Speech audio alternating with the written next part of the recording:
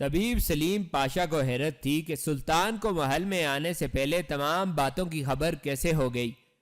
اب ابو جعفر پہلے سے بھی زیادہ محتاط تھا۔ وہ ایک انتہائی چالاک اور کائیں شخص تھا۔ اس کی چھٹی حس پہلے ہی بیدار رہتی تھی، لیکن اب تو اس کے رونگٹے اور کان بھی ہمہ وقت ایستادہ رہنے لگے تھے۔ اسے ہر آن اپنی گرفتاری کا خطرہ تھا۔ قاسم کی گمشدگی اور سلطان کی پراسرار خاموشی کسی بہت بڑے طوفان کا پیش خیمہ تھی۔ اب ابو جعفر سوچنے لگا کہ وہ منصوبہ بندی جو اس نے پہلے کر رکھی تھی اب شاید مکمل طور پر کارگر ثابت نہ ہو۔ اس نے سوچنا شروع کر دیا کہ اسے فوری طور پر اپنے منصوبے پر عمل درآمد کرنا شروع کر دینا چاہیے۔ سلطان کی خاموشی اس کی سمجھ سے بالا تر تھی۔ قصر سلطانی میں موجود اس کے کارندے اسے پل پل کی خبر دیتے رہتے تھے، جن میں سر فہرست سلیم پاشا تھا۔ ایک روز سلیم پاشا نے ابو جعفر کو بتایا کہ سلطان نے اپنے بینوئی محمد چلپی کی رہائی کے سلسلے میں صلیبی افواج کے سپہ سالار ہنیاڈے کے ساتھ خط و کتابت شروع کر دی ہے۔ یہ خبر ابو جعفر کے لیے غیر متوقع نہیں تھی۔ اسے پہلے ہی اندازہ تھا کہ سلطان کی بہن سلطان کو مجبور کر دے گی کہ وہ ہنیاڈے سے محمد چلپی کی رہائی کی بات چیت کرے۔ چنانچہ اس نے حیرت کا اظہار کیے بغیر کہا، لیکن کیا سلطان نے ہنیاڈے سے انتقام لینے اور ہنگری پر لشکر کشی کا ارادہ ترک کر دیا ہے؟ ابو جعفر کی بات پر طبیب سلیم پاشا نے کہا، نہیں، سلطان صلیبی لشکر کے خلاف ہمہ وقت تیاریوں میں مصروف ہے۔ اپنے بینوئی کی رہائی اس نے صرف سفارتی سطح پر چاہی ہے۔ آج کا سلطان چاروں طرف سے مصیبتوں میں گھر چکا ہے۔ اس کا بیٹا علاؤدین اب بہت جلد اس کی جانشینی کے قابل نہیں رہے گا۔ ان حالات میں اگر کسی طرح سلطان کو ہلاک کر دیا جائے تو یوں سمجھیے سلطنت عثمانیہ کا باب مکمل طور پر بند ہو جائے گا۔ سلیم پاشا کی بات سننے کے دوران ابو جعفر مسلسل زہریلے انداز میں مسکراتا رہا، اور پھر اس نے کہا، یہ تم کیسے کہہ سکتے ہو؟ سلطان کا چھوٹا بیٹا شہزادہ محمد خان بھی تو عنقریب جوان ہونے والا ہے۔ نہیں مقدس باپ، محمد خان ایک تو ابھی بہت چھوٹا ہے۔ سلطان کی ہلاکت کے بعد شہزادہ محمد تحت حکومت کو نہ سنبھال سکے گا، اور دوسری بات یہ کہ وہ نااہل اور کم عقل ہے۔ اصل خطرہ تو ہمیں شہزادہ علاؤدین سے تھا، جو اب ہمیشہ کے لیے ٹل چکا ہے۔ ابو جعفر بہت مسرور تھا۔ سلیم پاشا کی باتوں سے اسے یوں لگتا تھا جیسے ادرنا کا کھیل ہر وقت اسی کے ہاتھ میں ہے، لیکن اچانک اسے سلطان کی پراسرار خاموشی یاد آئی اور وہ بے چین ہو گیا۔ اس نے سلیم پاشا سے کہا، لوگان، میری چھٹی حس سلطان کی طرف سے مطمئن نہیں۔ مجھے ہر گھڑی یوں لگتا ہے جیسے سلطان کے آدمیوں کی خفیہ نگاہیں میری نگرانی کر رہی ہیں۔ مجھے یوں بھی لگتا ہے کہ قاسم بن ہشام میرے آس پاس ہی کہیں موجود ہے۔ آج میں نے تمہیں اس لیے بلایا کہ میں تم سے مارسی کی صحت کے بارے میں دریافت کر سکوں۔ میں سمجھتا ہوں کہ اب مجھے ادرنا میں مزید نہیں رکنا چاہیے۔ سلیم پاشا نے پورے غور سے ابو جعفر کی بات سنی اور یہ سوچ کر کہ ابو جعفر جانا چاہتا ہے اسے گھبراہٹ ہونے لگی۔ وہ جانتا تھا کہ ابو جعفر کے چلے جانے کے بعد ادرنا میں کیسر کے تمام کام کی ذمہ داری اس پر عائد ہو جائے گی۔ اس نے متفکر لہجے میں ابو جعفر سے کہا، مقدس باپ، مارسی اب بالکل ٹھیک ٹھاک ہے، البتہ طویل سفر اور گھوڑے کی سواری کے قابل نہیں۔ ہو سکتا ہے کہ اس طرح اس کے زخم کھل جائیں۔ بہتر تو یہ ہوتا کہ آپ اسے کسی آرام دہ سواری میں البانیہ کی جانب لے چلتے۔ آپ تو چلے جائیں گے، لیکن میں سوچتا ہوں کہ ادرنا میں آگ کے شعلے بھڑکانے کا کام کس وقت شروع کیا جائے گا۔ لوگان، تم فکر مت کرو، ابو جعفر کچی گولیاں نہیں کھیلتا۔ میں نے تمام بندوبست کر رکھا ہے۔ مجھے تو سلطان کے رد عمل کا انتظار تھا۔ یاد رکھو، ادرنا میں بغاوت پھیلانے کا اصل مقصد یہ ہے کہ سلطان مقدس صلیبی لشکروں کے خلاف کوچ کرنے کی ہمت ہی نہ کر سکے۔ اسے اپنے دارالسلطنت میں اتنے مسائل پیش آ جائیں کہ وہ ہنیاڈے سے بدلہ لینے کا خیال ہی تک کر دے۔ اگر ہمیں یہ مقاصد شہر میں ہنگامہ اٹھائے بغیر پورے ہوتے نظر آتے ہیں تو ہمیں وقتی طور پر بغاوت پھیلانے کی کوئی ضرورت نہیں۔ اس کے برعکس سلطان کو زہر دے کر ہلاک کرنے کی منصوبہ بندی پر غور کرو۔ لیکن اگر سلطان ہنیاڈے کے خلاف اپنا ناقابل تسخیر لشکر لے کر روانہ ہونے کی کوشش کرے تو تمہاری ذمہ داری ہے کہ تم یعنی چری میں موجود اپنے عیسائی بھائیوں کو فسادات کا آخری اشارہ دو گے۔ شہر میں جگہ جگہ آگ کے شعلے اٹھ کھڑے ہوئے تو سلطان کا کوچ کرتا ہوا لشکر خود بخود رک جائے گا۔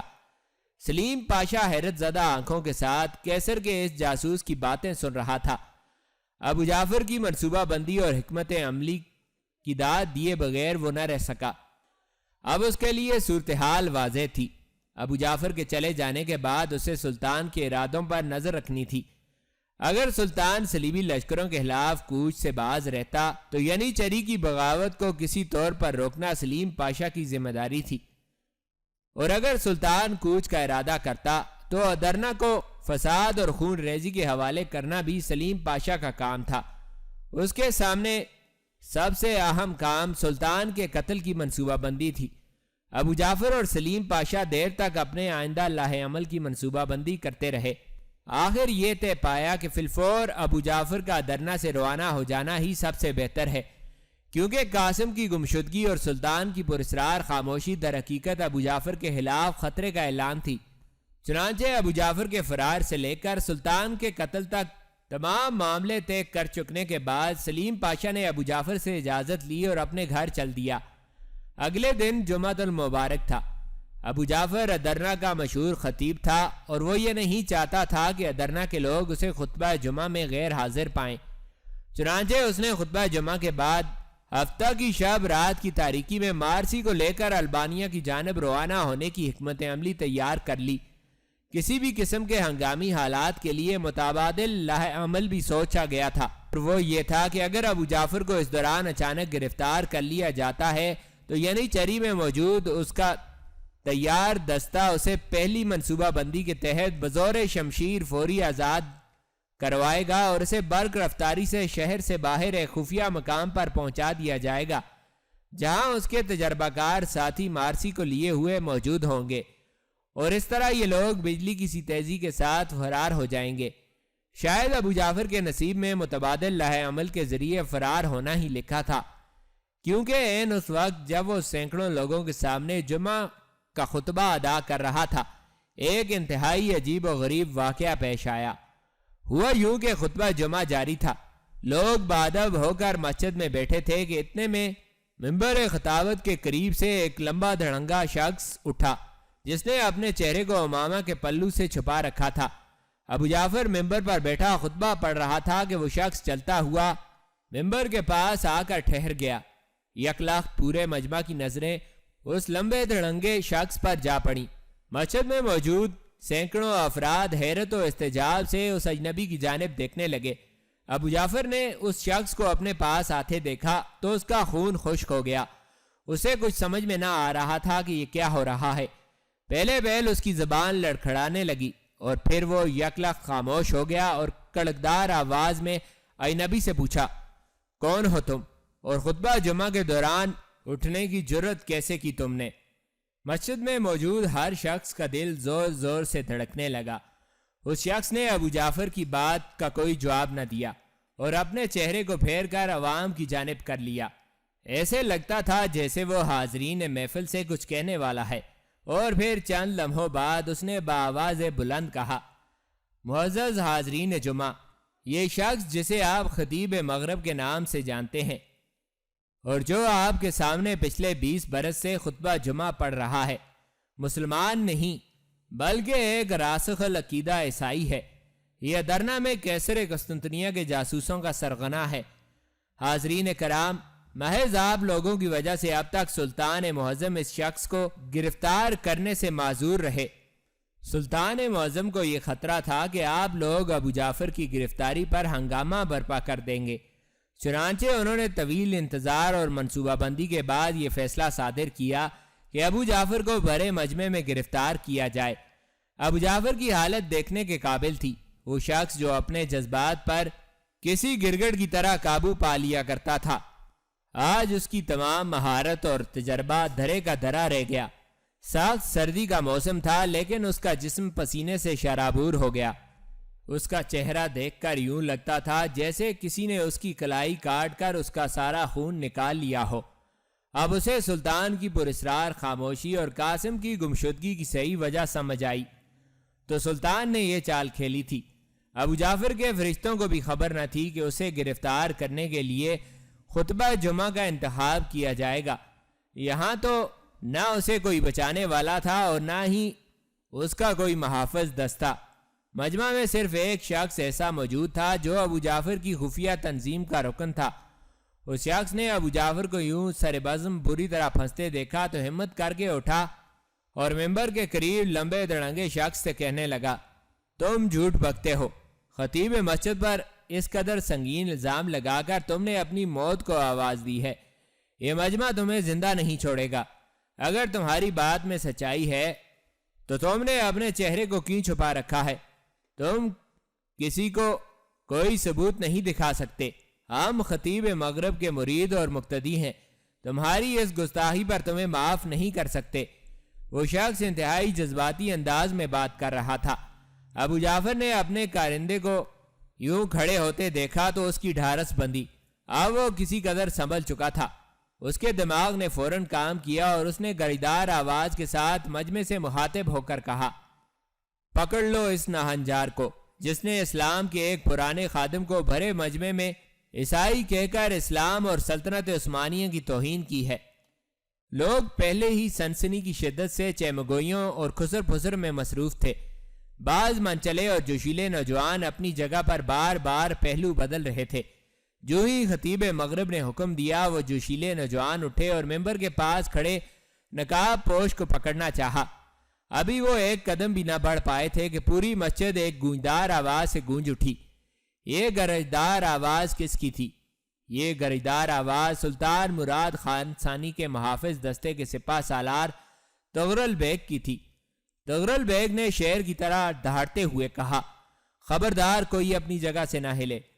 تغرل بیگ کے ہاتھ میں ننگی تلوار لہرا رہی تھی اور اس کی پشت پر شاہی محافظ دستے کے بہترین سپاہی برہنہ شمشیریں لیے کھڑے تھے۔ مجمع میں جو کوئی جہاں کہیں تھا بیٹھ گیا۔ اب ممبر کے پاس کھڑے نقاب پوش کو کوئی خطرہ نہ تھا، چنانچہ اس نے اپنے چہرے سے نقاب ہٹا لیا۔ یہ قاسم بن حشام تھا جو آج سے کئی روز قبل مارسی کی بازیابی کے لیے البانیہ کے راستے پر روانہ ہوا تھا۔ اس نے انتہائی تیز رفتاری کے ساتھ ایک دن اور ایک رات اپنا سفر جاری رکھا، لیکن اسے پورے راستے میں اس قسم کے کوئی آثار دکھائی نہ دیے کہ مارسی کے اغوا کنندگان اس راستے پر آئے ہوں۔ اس نے جگہ جگہ مختلف لوگوں اور دہقانوں سے دریافت بھی کیا، لیکن اسے کوئی سراغ نہ ملا۔ اب اسے اندازہ ہو چکا تھا کہ مارسی کو ابھی تک ادرنا سے کہیں اور منتقل نہیں کیا گیا۔ وہ جانتا تھا کہ ادرنا سے صرف دو ہی راستے نکلتے ہیں، ایک وہ جو ایشیائے کوچے کی طرف جاتا ہے اور دوسرا وہ جو یورپ کی طرف۔ ایشیائے کوچے کی جانب مارسی کے لے جائے جانے کا سوال ہی نہ پیدا ہوتا تھا، چنانچہ اس نے ایشیائے کوچے کو نظر انداز کرتے ہوئے صرف یورپ کی جانب سفر جاری رکھا، اور جب اسے یقین ہو گیا کہ مارسی کو ابھی تک ادرنا سے نکالا ہی نہیں گیا تو اس نے واپس ادرنا لوٹنے کا فیصلہ کیا۔ لیکن وہ یہ سوچ کر مایوس ہوا کہ اب ادرنا میں اس کی واپسی کے تمام دروازے بند کر دیے گئے تھے۔ شہزادہ علاؤدین غلط فہمی میں مبتلا ہو چکا تھا، جبکہ بیرام خان اور اس کے گماشتے شکاری کتوں کی طرح جگہ جگہ قاسم کی بو سونگتے پھر رہے تھے۔ چنانچہ اس نے فیصلہ کیا کہ وہ ادرنا میں داخل نہیں ہوگا، بلکہ شہر سے 5 کوس دور ہی راستہ بدل کر سلطانی لشکر کی جانب چل پڑے گا۔ وہ چاہتا تھا کہ سلطان کو تمام تر حالات سے آگاہ کر کے نئے سرے سے منصوبہ بندی کرے، لہٰذا یہی ہوا۔ وہ اپنے سفر کے 11ویں روز سلطان مراد خان ثانی کے سامنے تھا۔ سلطان اسے دیکھ کر حیران رہ گیا، لیکن جب قاسم بن حشام نے سلطان کو ادرنا میں ہونے والے واقعات کی تفصیلات بتائیں تو سلطان ہکا بکا رہ گیا، اور اس نے کوئی پائیدار حکمت عملی سوچنے کی غرض سے قاسم کو اپنے ہمراہ لشکر میں ہی روک لیا۔ اس نے اپنے شاہی دستے کے بااعتماد سالار تغرل بیگ کو بھی طلب کیا اور ادرنا میں ساسیوں کا قلعہ گما کرنے کے لیے نئے سرے سے منصوبہ بندی کی۔ چنانچہ قاسم بہترین سپاہیوں کا ایک دستہ ہمراہ لے کر ادرنا میں خفیہ طریقے سے داخل ہوا اور بھیس بدل کر ابو جعفر کی سازش کے تانے بانے تلاش کرنے شروع کر دیے، لیکن اس نے ابھی تک کسی پر ہاتھ نہ ڈالا تھا۔ اسی اثناء میں سلطان ادرنا لوٹ آیا۔ قاسم خفیہ طریقے سے سلطان کے ساتھ ملتا رہا اور باہمی مشاورت سے یہ طے ہوا کہ ابو جعفر کی سازش میں شامل افراد کو گرفتار کرنے سے پہلے ابو جعفر پر ہاتھ ڈالا جائے۔ چنانچہ آج قاسم جمعۃ المبارک کے بھرے مجمع میں ابو جعفر پر ہاتھ ڈالنے کے لیے آ پہنچا۔ اب ابو جعفر کے لیے بھاگنے کا کوئی راستہ نہ تھا۔ ابو جعفر کو بھرے مجمع میں گرفتار کرنے کی یہی وجہ تھی کہ عامت الناس کو اس کا اصل چہرہ دکھا کر اسے گرفتار کیا جا سکے، تاکہ کسی قسم کے ہنگامے یا فسادات کا خطرہ باقی نہ رہے۔ ابو جعفر کی حالت غیر تھی۔ اس نے جو ہی قاسم کو دیکھا اس کی سٹی گم ہو گئی۔ اب وہ اس وقت کو کوس رہا تھا جب اس نے خطرات پیدا ہو جانے کے باوجود ادرنا میں رہنے کا فیصلہ کیا تھا۔ سلطان اور قاسم اس کی توقع سے زیادہ ہوشیار اور ذہین ثابت ہوئے تھے۔ قاسم نے چہرے سے نقاب ہٹایا تو مجمع میں سے بہت سے لوگوں نے اسے پہچان لیا۔ چنانچہ ایک مرتبہ پھر مجمع پر سناٹا طاری ہو گیا۔ لوگ قاسم کو ایک اچھے اور بہادر انسان کی حیثیت سے جانتے تھے۔ قاسم نے لوگوں کو پرسکون ہوتے دیکھا تو پھر کہنے لگا، حاضرین کرام، مجھے تو یہ بھی شک ہے کہ آپ کا خطیب مغرب ابو جعفر نسلاً بھی عرب نہیں بلکہ لاطینی ہے، لیکن میرے پاس اس کا کوئی ثبوت نہیں۔ البتہ آپ نے سن رکھا ہوگا کہ ینیچری کے 9 مسلم سپاہیوں میں کسی نے بغاوت کا بیج بو دیا ہے، تو جان لیجئے کہ یہی وہ شخص ہے۔ آپ نے یہ بھی سن رکھا ہوگا کہ کسر سلطانی کے پاس ہی ایک البانوی مہمان کنیز مار تھا اور اس کی بیٹی کو اغوا کر لیا گیا ہے، تو جان لیجئے کہ یہی وہ شخص ہے جس نے یہ کام کیا ہے۔ معزز حضرات گرامی، آپ جانتے ہیں کہ شہاب الدین پاشا کی سرکردگی میں جانے والی ہماری فوجوں کو شکست ہو چکی ہے۔ ہمارے بہترین سپاہی شہید کر دیے گئے ہیں، جبکہ سلطان معظم کے بینوئی محمد چلپی اور 4000 ترک سپاہی قید کر لیے گئے ہیں۔ ہمیں اپنی اس شکست کا انتقام لینا ہے اور ینیچری ہی ہماری قوت ہے، جبکہ ابو جعفر وہ شخص ہے جس نے ینیچری کے بعد سالاروں کو، بہت سے 9 مسلم سپاہیوں کو اور ان کے سابقہ مذہب عیسائیت کی طرف گہری سازش کر کے لوٹا دیا ہے۔ ادھر ادرنا شہر میں بغاوت کا خطرہ بھی بڑھ چکا ہے۔ چنانچہ سلطان معظم کے خصوصی حکم سے آج اس بھرے مجمع میں ابو جعفر نامی اس غدار کو گرفتار کیا جاتا ہے۔ قاسم کے آخری جملے ادا ہونے کی دیر تھی کہ مجمع نے چیخ چیخ کر ابو جعفر پر لعنت بھیجنی شروع کر دی۔ اگر شاہی دستے کی ننگی تلواروں کا خوف نہ ہوتا تو بعض جوشیلے نوجوان ابو جعفر کو مارنے کے لیے بھی دوڑ پڑتے۔ اب ابو جعفر کے پاس کوئی چارہ نہ تھا۔ چند لمحوں بعد شاہی دستے کے مسلح سپاہیوں نے ابو جعفر کو اپنی حراست میں لے لیا۔ یہ مسجد تھی، یہاں ابو جعفر کا حفاظتی دستہ کہیں بھی موجود نہ تھا۔ چنانچہ اس کی حکمت عملی اس کے کام نہ آئی اور شاہی دستے کے سپاہیوں نے اس کے ہاتھ پیر باندھ کر اسے سرکاری رتبے میں ڈال دیا۔ قاسم بن ہشام، تغرل بیگ اور شاہی دستے کے باقی سپاہی رتھ کے دائیں بائیں گھوڑوں پر سوار قلعہ ادرنا کے زندان کی جانب چل دیے۔ ابو جعفر کا نظام جاسوسی دھرے کا دھرا رہ گیا اور اس کو چھڑوانے والے دستے کو جس وقت ابو جعفر کی گرفتاری کی خبر ملی، اس وقت ابو جعفر شاہی قلعے کے تہخانے میں ہاتھوں پیروں سے بندھا بے بس پڑا تھا۔ قاسم نے پوچھ گچھ کی غرض سے ابھی تک ابو جعفر کے ہاتھ پیر بندھے رہنے دیے۔ باقی سپاہی جا چکے تھے، یہاں صرف قلعے کے چند محافظ اور تہخانے میں قاسم اور تغرل بیگ موجود تھے۔ قاسم نے اپنی پوچھ گچھ کا آغاز کیا تو ابو جعفر زیادہ دیر اپنی زبان بند نہ رکھ سکا۔ اس نے اذیت کے دوسرے مرحلے میں ہی اپنی سازش کا تقریباً تمام راز اگل دیا، لیکن پھر بھی وہ ابو جعفر تھا، ایک تجربہ کار اور کائیں شخص۔ اس نے نہ تو اس دستے کے بارے میں قاسم کو کچھ بتایا جو ابو جعفر کی مدد کے لیے ہر دم تیار رہتا تھا، اور نہ ہی طبیب سلیم پاشا کا کچھ ذکر کیا۔ اب قاسم کے لیے پوچھ گچھ کے سلسلے میں سب سے اہم سوال کی باری تھی۔ قاسم نے ابو جعفر کے بازوؤں کو پیچھے کی طرف کر کے باندھ رکھا تھا اور اس کی دونوں کوہنیوں کے درمیان لکڑی کا ڈنڈا ڈال کر ڈنڈے کے دونوں سروں کو رسی کے ذریعے تہخانے کی چھت کے ساتھ لٹکا دیا تھا۔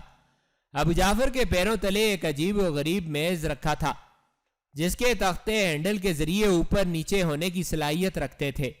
قاسم چکدار ہینڈل گھماتے ہوئے میز کے تختے نیچے کرتا تو ابو جعفر اپنی بغلوں کے بل فضا میں مولک ہو جاتا۔ ابو جعفر کے پیروں میں موجود رسی میز کے تختوں کے ساتھ منسلک تھی۔ تختے جب نیچے کی طرف سفر کرتے اس کے پیروں کے ساتھ بندھی رسی بھی اسے نیچے کھینچتی اور وہ فرش اور چھت کے درمیان تن جاتا۔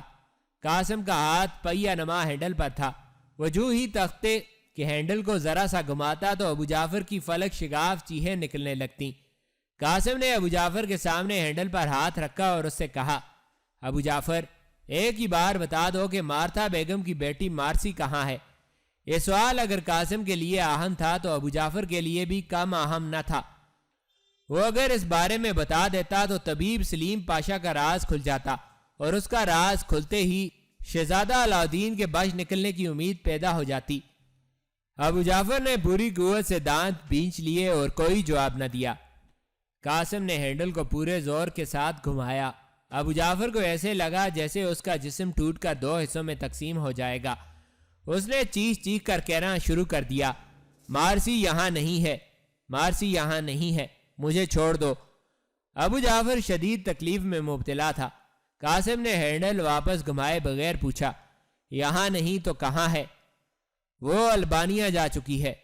قاسم کے لیے یہ خبر ناقابل یقین تھی۔ وہ خود البانیہ کے راستے پر سفر کر چکا تھا۔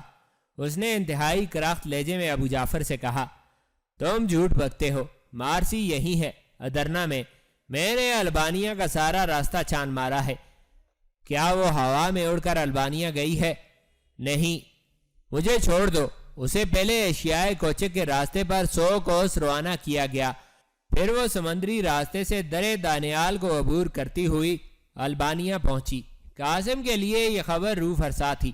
اس کا منہ لٹک گیا۔ اسے یقین ہونے لگا کہ ابو جعفر اس سے زیادہ شاطر ہے۔ ابو جعفر نے مارسی کو روانہ کرنے کے لیے کیسی چال کھیلی تھی۔ اب تو بظاہر قاسم اس کی گرد کو بھی نہ پا سکتا تھا۔ قاسم ابو جعفر سے اپنی محبت اور ہونے والی بیوی کو تو حاصل نہ کر سکا، لیکن اس کے باوجود بھی قاسم سمجھ رہا تھا کہ ابو جعفر نے اس کی توقع سے بڑھ کر معلومات اگل دی ہیں۔ چنانچہ وہ شام تک ابو جعفر کے سر پر سوار رہنے کے بعد از نماز مغرب پوری طرح مطمئن ہو کر اور ابو جعفر سے اگلوائی گئی معلومات کو کئی کاغذوں پر تفصیل کے ساتھ لکھنے کے بعد قلعہ ادرنا سے واپسی پر آمادہ ہوا۔ اس نے ابو جعفر کے ہاتھ پاؤں کھلوا دیے اور اسے تہہ خانے میں قید کرنے کے بعد قلعے کی بیرونی عمارت سے نکل آیا۔ یہاں آ کر اس نے قلعہ دار سے پوچھا، اس قلعے کی حفاظت پر کتنے آدمی مامور ہیں؟ مجھ سمیت 10۔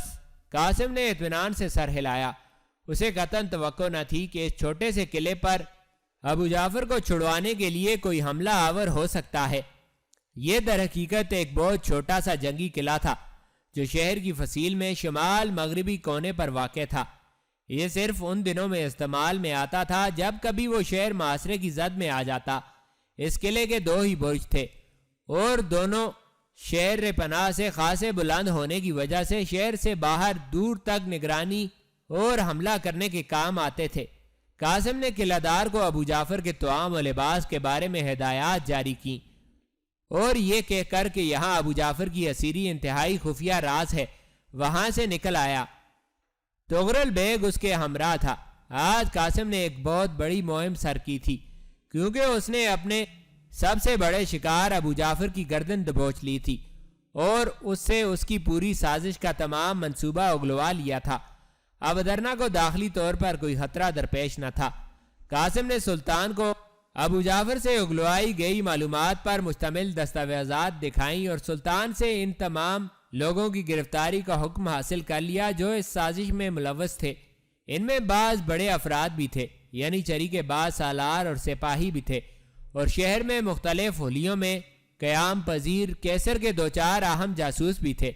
ان میں اگر نہیں تھا تو سلیم پاشا کا نام، اور اگر نہیں تھا تو ابو جعفر کے اس خصوصی دستے کا ذکر نہیں تھا جو آج رات ابو جعفر کو شمالی قلعہ کی قید سے چھڑانے والا تھا۔ سلطان نے ان تمام افراد کو ایک ہی رات میں گرفتار کرنے کے لیے شاہی دستے کے سپہ سالار تغرل بیگ کو مقرر کیا۔ شاہی دستے کو کئی حصوں میں تقسیم کیا گیا اور مختلف مقامات پر چھاپے مارنے کے لیے 10-10 اور 15-15 سپاہیوں پر مشتمل مختلف ٹولیاں تجویز کی گئیں۔ آج دن بھر ادرنا میں ابو جعفر کی گرفتاری سے متعلق چہمگوئیاں ہو رہی تھیں۔ ایک جگہ بعض شرپسندوں نے جو حقیقتاً ابو جعفر کے ساتھی رہے ہوں گے، بلوے بھی کیے تھے، لیکن آج دن بھر سلطان کی وفادار فوج یعنی چری کا ایک بڑا حصہ شہر کی ہر سڑک اور ہر گلی میں گشت کرتا رہا تھا۔ آج صبح سے ہی شہر کی ناکہ بندی کر دی گئی تھی اور فصیل میں موجود ہر دروازہ مکمل طور پر بند کر دیا گیا تھا تاکہ ابو جعفر کا کوئی ساتھی اس کی ممکنہ گرفتاری کے باعث فرار نہ ہونے پائے۔ آج کا دن ادرنا کی تاریخ میں اہمیت کا حامل تھا اور سلطان خود براہ راست تمام حالات کی کمان کر رہا تھا، لیکن قاسم یہ سب کچھ کرنے کے باوجود بھی اداس تھا۔ اسے توقع تھی کہ وہ ابو جعفر سے پوچھ گچھ کرنے کے بعد مارسی کو بھی برآمد کر لے گا، لیکن اس کی توقع پوری نہ ہو سکی۔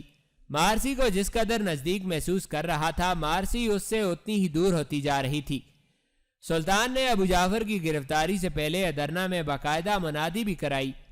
بعض شرپسندوں کو جو ادرنا میں چھپ چکے ہیں گرفتار کرنے کے لیے شہر بھر میں ہنگامی حالات نافذ ہونے کا اعلان کیا جاتا ہے۔ کسی بھی شخص کو 2 روز کے لیے ادرنا سے باہر جانے کی اجازت نہیں۔ کوئی بھی شخص کسی اجنبی کو مہمان نہ بنائے اور نہ ہی پناہ دے۔ ادرنا میں موجود تمام غیر ملکیوں کو حکم دیا جاتا ہے کہ کوتوال شہر کے پاس اپنی موجودگی ظاہر کریں اور حاضری لگوائیں۔ اس قدر اہتمام کے بعد ابو جعفر اور کیسر کے دیگر جاسوسوں پر ہاتھ ڈالنے کا کام کا آغاز کر دیا گیا۔ قاسم دن بھر بے حد مصروف رہا۔ شہر کے مختلف علاقوں میں یکے بعد دیگرے چھاپے مارے گئے۔ بہت سے اہم مقامات پر قاسم نے خود چھاپے مارے۔ رات گئے تک تمام تر سازشی کرداروں کو گرفتار کر لیا گیا۔ کچھ اہم مجرم شہر کے اندر ہی روپوش ہو گئے، جن کا سراغ لگانے کے لیے بیرام خان کا خفیہ محکمہ کوتوال شہر کے سپاہی یعنی چری کے وفادار دستے اور شاہی دستے کے سپاہی ابھی تک انتھک محنت کر رہے تھے۔ قاسم رات گئے اس وقت گھر لوٹا جب وہ تھک کر چور ہو چکا تھا، لیکن اب بھی نیند اس کی آنکھوں سے دور تھی۔ وہ بستر پر دراز ہو کر چھت کو گھورنے لگا۔ اس کا دماغ تو یہی تھا لیکن اس کا دل البانیہ میں تھا۔ بہت دیر تک وہ جاگتا رہا، لیکن پھر نہ جانے کس وقت اس کی آنکھ لگ گئی۔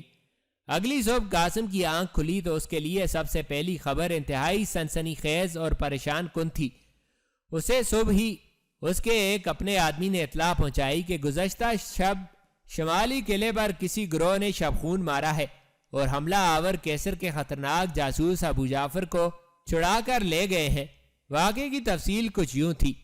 نصف شب کے بعد شمالی قلعے پر کسی مسلح دستے نے اندھا دھند یلغار کر کے قلعہ دار اور اس کے تمام سپاہیوں کو تحت کر دیا اور تہخانے میں موجود ابو جعفر کو چھڑا کر لے گئے۔ شواہد سے معلوم ہوا کہ حملہ آوروں کے کئی ساتھی بھی اس حملے میں مارے گئے، لیکن حملہ آور جاتے وقت اپنے ساتھیوں کی لاشوں کو ساتھ لے گئے۔ یہ خبر قاسم کو لرزا دینے کے لیے کافی تھی۔ اس نے کل سے اب تک 100 سے زیادہ غدار اور باغی گرفتار کر لیے تھے، لیکن اصل مجرم اس کے ہاتھ سے نکل گیا تھا۔ اسے حیرت تھی کہ ابو جعفر کو شمالی قلعے میں منتقل کرتے وقت بہت احتیاط کی گئی تھی اور بہت خاص لوگوں کو علم تھا۔ یہ بات کہ ابو جعفر کو شمالی قلعے میں رکھا جائے گا انتہائی خفیہ طریقے سے پہلے ہی طے کر لی گئی تھی۔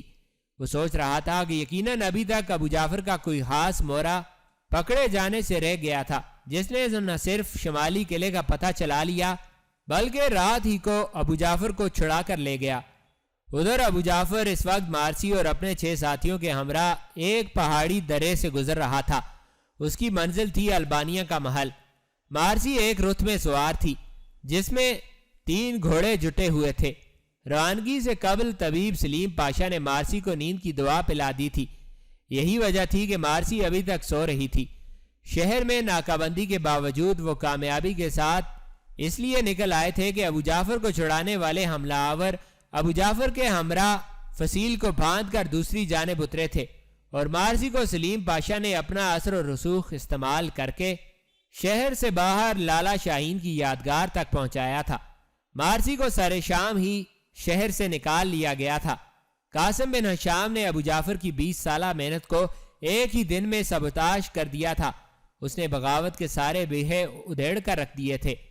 ابو جعفر کو اس بات کا بے حد قلق تھا، لیکن وہ یہ سوچ کر اپنے غصے کو ٹھنڈا کر رہا تھا کہ اس نے قاسم کی محبت یعنی مارسی کو اس سے چھین لیا تھا۔